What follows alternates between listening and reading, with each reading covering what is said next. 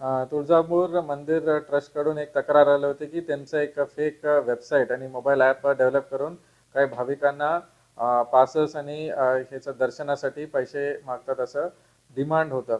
तर त्या अनुषंगाने आम्ही जूनमध्ये असं तक्रार आलं होतं. आम्ही त्याचं सायबरकडे इन्व्हेस्टिगेशन केले. ते वेबसाईट कोण बनवले होते, ते मोबाईल ॲप कोण बनवलं होतं, त्याचं सगळं निष्पन्न झालं. याच्यामध्ये एक पुजारी विजय बोंडले म्हणून त्यांचं नाव समोर आलं आणि त्यांना आता गुन्हा दाखल करून त्यांना ताब्यात घेतलेले आहे. त्यांच्याकडे जे मोबाईल आहे ते मोबाईल मध्ये सगळं जे वेबसाईट बनवणे प्लस मोबाईल ॲप आणि किती त्यांच्या अकाउंटमध्ये पैसे आले ह्याचं इन्व्हेस्टिगेशन चालू आहे.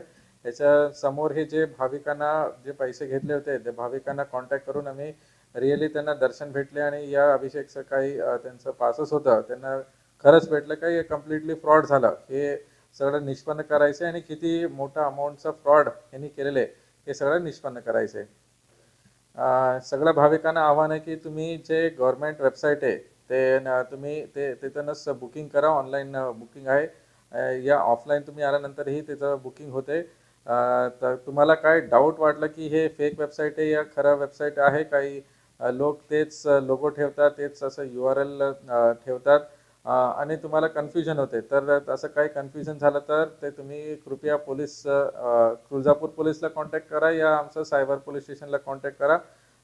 तुम्हाला प्रॉपर आम्ही इन्फॉर्मेशन देऊ. असं काही फ्रॉड झालं या तुमच्यासोबत असं अभिषेकचं पास आलं बट अभिषेकचं एंट्री नाही झालं तर तुम्ही लगेच आमचं पोलीस स्टेशनला तुम्ही कॉन्टॅक्ट करा. आम्ही ते इन्व्हेस्टिगेशन करून ते सगळं ओपन करू. धन्यवाद.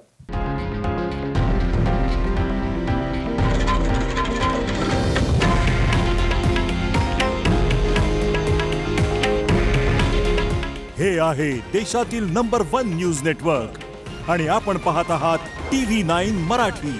काळजी तुमची, हित महाराष्ट्राचं.